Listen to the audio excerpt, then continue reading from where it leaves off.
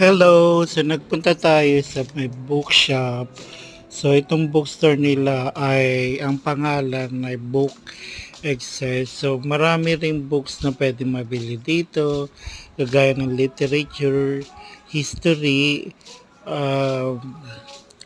pocketbooks and comics and different reading materials. And also sa bookstore nila, meron silang cafe inside the bookstore. So, pwede kang mag-read somehow, but I'm not sure kung yung mga reading materials nila ay you have to pay while dining or something.